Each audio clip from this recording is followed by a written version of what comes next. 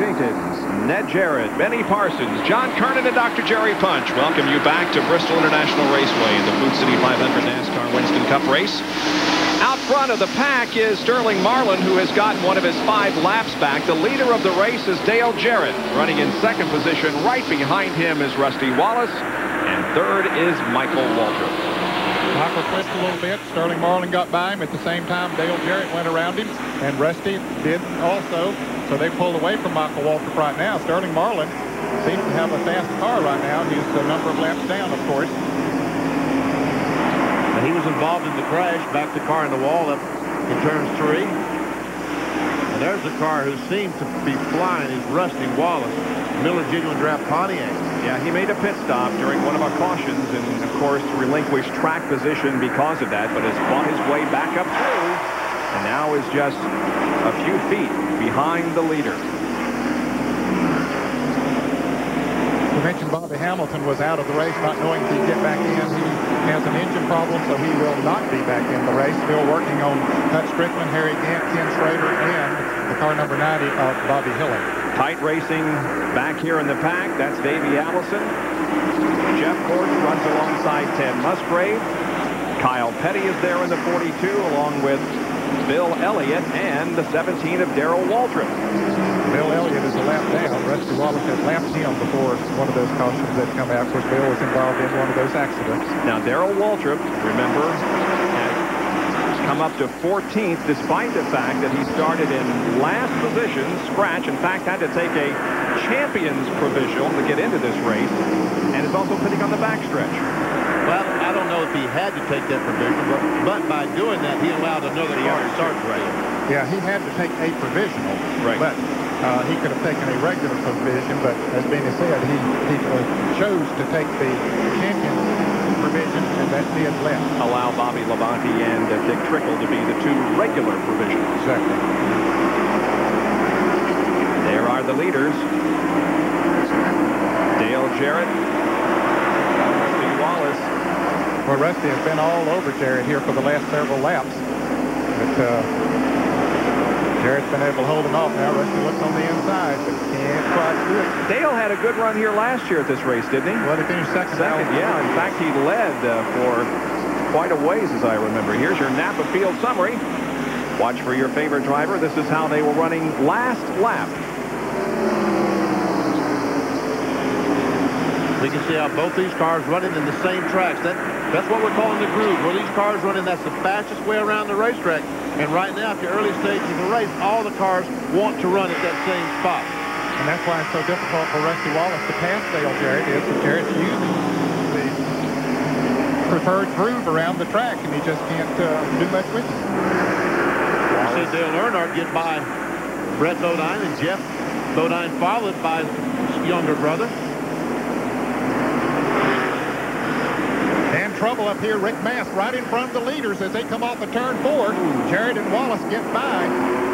Jarrett and Wallace both had to slam on the brakes and dive toward the outside of the racetrack to avoid the spinning Rick Mast. And Sterling Marlin got one of his laps back. I think he's down,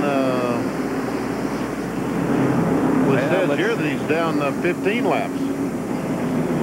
Well, he spent a bit of time in the pits, and they click off pretty quick, don't they? Yes. As a result of the accident that he was involved in, he did spend a good bit of time. It looked like Rick Mast was lucky, Ned. I don't see any damage to that car. It doesn't look like he hit anything hard, if he hit anything at all. Well, maybe we can tell on a replay. Well, he's up there awful close, but on the outside of the track. Spins on around, does not hit the wall there. And here come the leaders. See, Sterling Marlin took the inside route. Jarrett and Wallace go up on the outside. Man, we're watching the leaders now. Let's see how they react, because the spotters tell them that a car is spinning up in the corner because they can't see anything. Now all of a sudden the spotters have told them that. They just hit the brakes, slow down, and try to figure out how they're going to dodge him. Fortunately, when they get there, they're going slow enough that they can turn above him.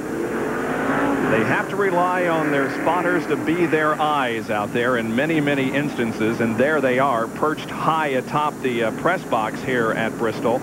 They tell the driver what's happening on the racetrack when the driver cannot see what's happening out there. Back in just a moment. Can you believe it's time for the Major League Baseball season to start already? And this is the place to be for Major League Baseball coverage. But also, the Stanley Cup playoffs are coming up. They start April the 20th, and ESPN will carry up to 37 games, including the Stanley Cup Finals. Here on ESPN, the place to be for all kinds of sports.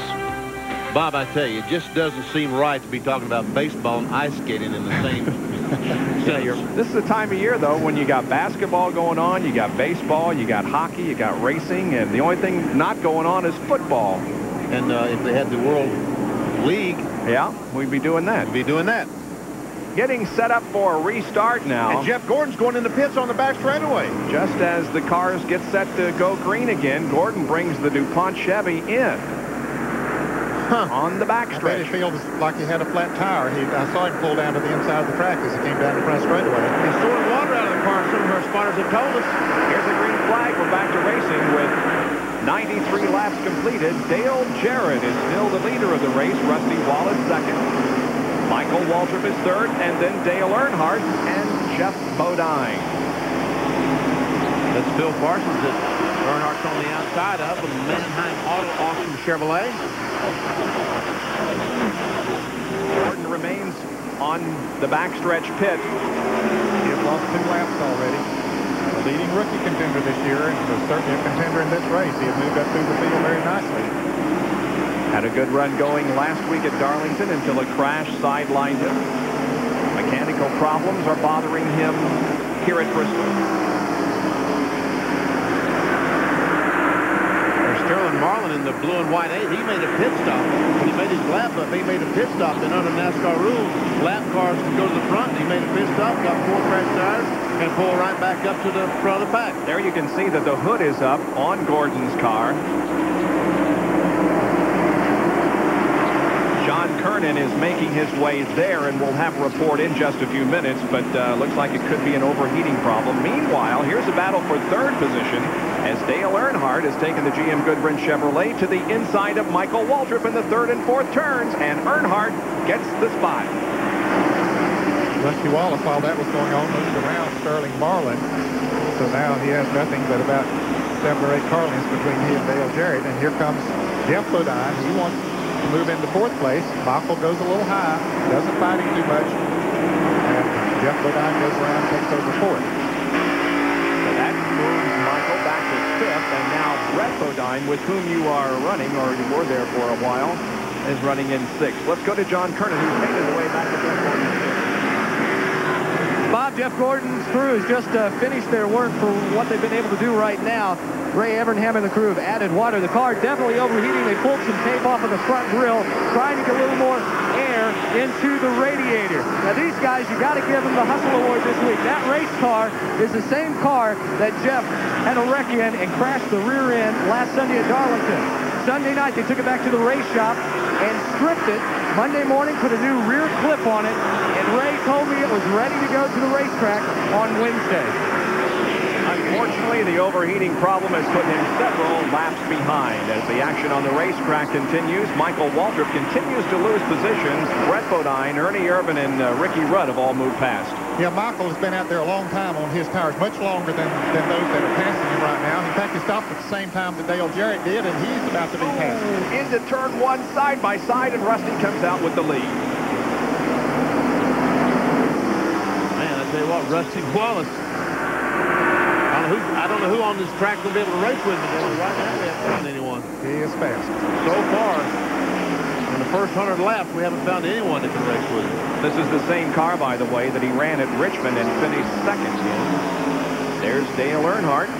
He's a 3rd place car. There's 4th.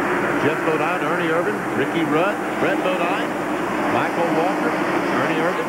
See Mark Martin making a move down on the inside of Derek Cope back there. There he is, making the pass.